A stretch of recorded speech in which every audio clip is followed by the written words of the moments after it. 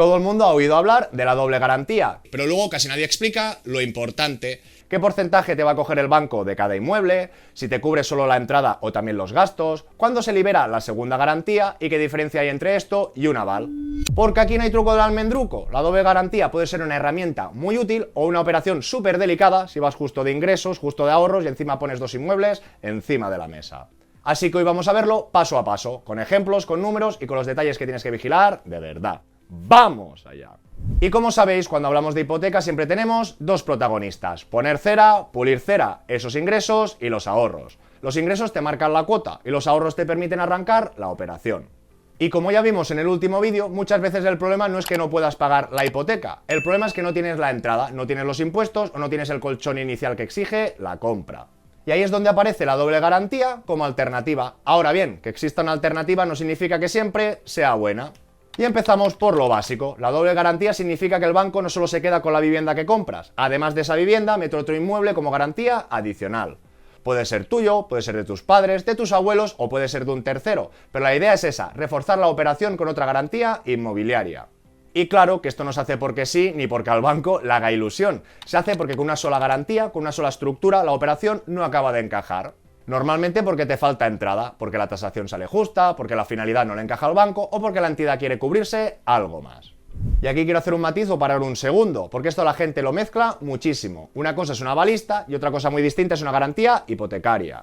El avalista responde con su patrimonio si la cosa se tuerce, salvo que ese aval esté limitado, y normalmente entra para reforzar ingresos.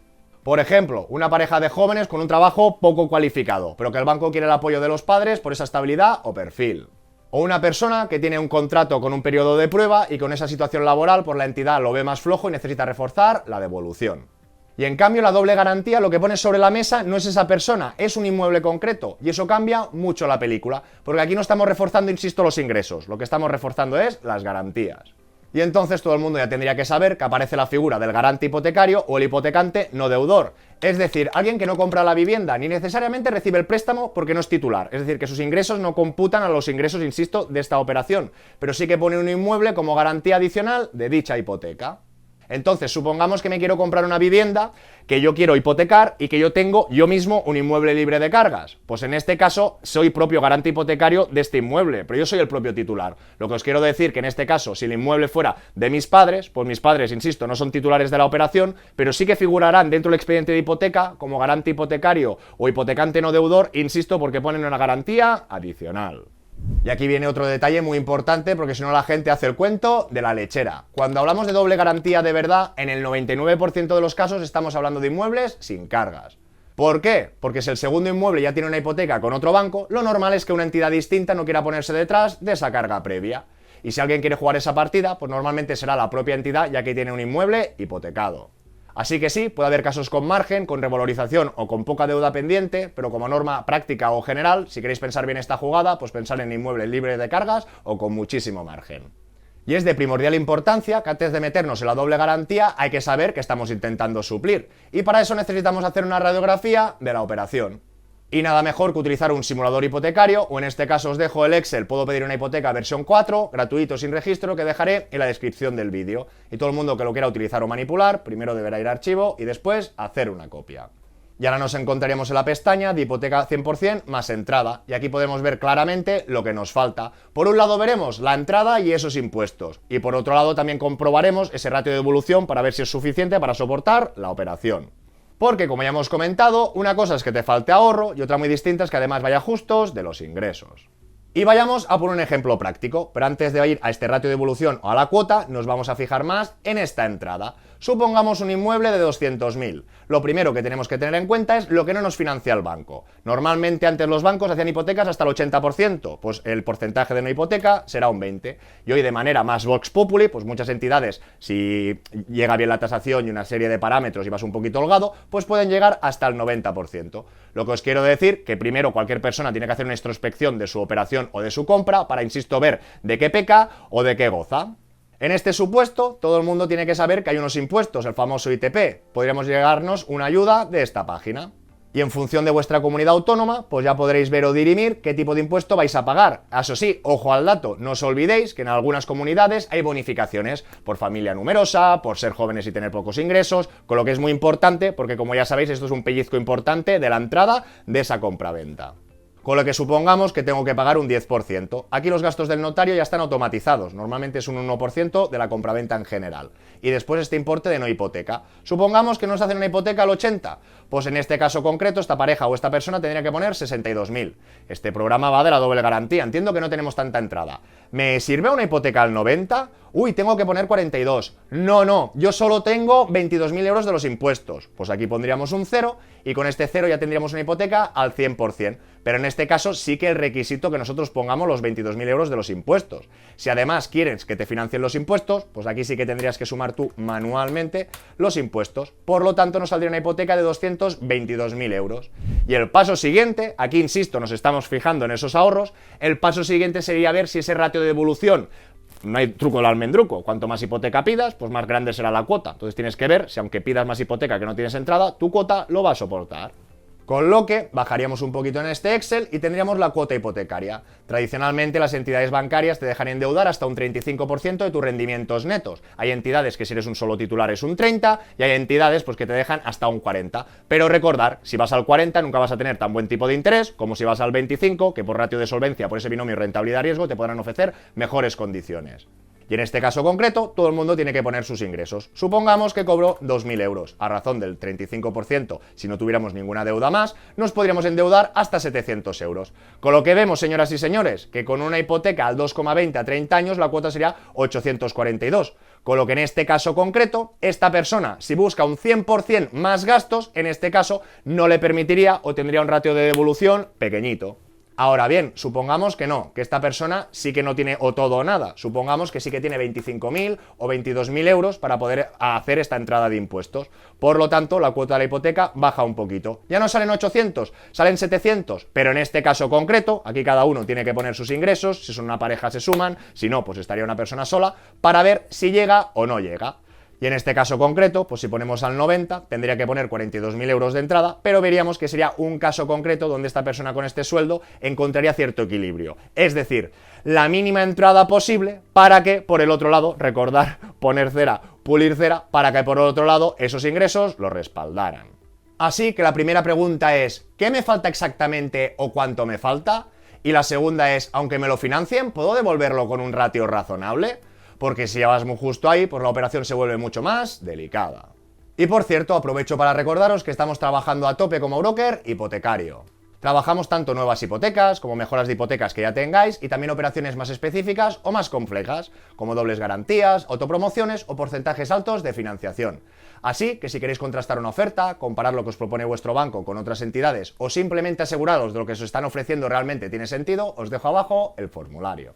Lo revisaremos con calma, con números y sin haceros perder el tiempo. Y recordar que además solo trabajamos a éxito. Si no conseguimos sacar la operación adelante con los términos pactados o no mejoramos lo que realmente se podía mejorar, no hay honorarios. Y antes de seguir con el paso a paso, todo el mundo tiene que recordar una cosa fundamental. La finalidad de la vivienda que vas a adquirir cambia totalmente los porcentajes. No te van a financiar igual una primera vivienda que una segunda residencia que una compra para invertir. Como regla general, para primera vivienda te puedes mover de un 80, un 90, 95, a veces un 100. Para segunda vivienda normalmente ya hablamos de un 70. Y para inversión pues ya hablamos muchas veces del 60 o incluso el 50 según la entidad. Así que ojo, ojito, porque no es lo mismo montar una doble garantía para tu vivienda habitual que para una segunda residencia o para alquilar. Y esto cambia por completo el partido. Y ahora sí, vamos a cambiar de pestaña a la de doble garantía y vamos a seguir con este ejemplo práctico, que partimos del mismo caso hipotético. Supongamos que nos queremos comprar una vivienda de 200.000 euros. Supongamos que nos financian el 80%. Significa que el importe que nos falta, sin trampa ni cartón, son 40.000 euros. Ahora supongamos que yo tengo un inmueble sin cargas o que un tercero, puede ser mi abuelo, puede ser mi padre, puede ser mi primo, siempre que esté dispuesto a cedérmelo o dejármelo, poner una parte como garantía, supongamos que hablamos de un inmueble de 125.000 euros. Como hemos dicho, habitualmente, si la finalidad de la primera operación es primera vivienda, te van a dejar hasta el 80 de la primera, que son 160, te faltan 40, y también nos dejarían el 80 de esta vivienda, por lo tanto hablaríamos de 100.000 euros. ¿Qué pasa o deja de pasar? Que a priori ya vemos que hay la garantía suficientemente holgada, nos sobran 100.000 euros que podemos hipotecar, el 80 de 125, insisto, son estos 100, aquí sí que hemos puesto la diferencia, por lo tanto, si necesitábamos 40 y podemos hipotecar 100, aún nos sobrarían. Con lo que, en este caso concreto, y en función del criterio de riesgo de las entidades, porque hay entidades que se pueden mostrar abiertas a financiar los gastos, y hay entidades que te van a decir que no, que aunque pongas doble garantía, pues quieren un mínimo de esa liquidez o ahorro previo. Pero en este caso podemos ver que de estos 100, si cogemos como garantía 40, nos sobrarían 60, con lo que si es una entidad que está abierta, pues incluso podemos ver que nos aglutinarían esos impuestos, suponiendo que fuera el 10%, incluso nos sobraría algo más. Ahora bien, supongamos que estamos hablando de una segunda residencia, una segunda vivienda vacacional. Aquí ya estaría cambiando este importe, nos hablarían de un 70. Por ende, ya no necesitamos 40, necesitamos 60. Y por ende, aquí ya no nos dejan 100, sino que nos dejan menos. Y en este ejemplo concreto, o en este ejemplo o caso concreto, insisto, pues veríamos que necesitamos 60. A 87 aún nos sobrarían 27.500. Y aunque fuéramos muy justos, sí que en función de este perfil de riesgo, criterio de riesgo o hambre por el riesgo de este banco en este momento concreto, sí que veríamos que aún también te llegaría para esos impuestos. Y por eso es tan importante no perder de vista la finalidad de la operación, porque cambia completamente el margen que te puede reconocer el banco. Así que la doble garantía no va de decir mi segundo piso vale 125.000 y ya me sobra. No, va de preguntarte, de esos 125.000, ¿cuánto valor utilizable me reconoce realmente el banco según la finalidad y su criterio de riesgo? Porque de ahí sale el margen real que tienes. Y además, si la operación va suficientemente holgada, pues puede haber casos, como hemos visto, que no solo te cubra la entrada, sino que también los impuestos y parte de los gastos. Pero esto ya dependerá del criterio de riesgo de cada entidad y cómo quiera estructurar la operación. Oye, banquero, ¿pero cuándo se libera esa segunda garantía? Y esta es una de las preguntas más importantes, porque mucha gente piensa, yo pongo un 20% de otro inmueble y cuando amortice ese 20% se me libera. Y no siempre funciona así. Porque tú mentalmente puedes estar pensando en un 80-20, es decir, que el piso que compras le aplican un 80 y el segundo inmueble solo se cargan con ese 20% que te faltaba. Y entonces piensas, perfecto, partiendo de este caso concreto, cuando amortice esos 40.000 euros ya tendré libre la segunda garantía. Pero ojo, ojito, porque aquí los bancos lo pueden estructurar de otra manera. Por ejemplo, pueden hacerte un 70 sobre esa primera vivienda que compras y un 30 sobre la segunda garantía. Y entonces ya no tendrías que amortizar 40.000 para liberar ese segundo inmueble, sino tendrías que amortizar 60.000. Y a partir de allí incluso puede haber entidades todavía más conservadoras, que se curen más en salud y que te bloqueen más de la garantía que tú tenías en tu cabeza.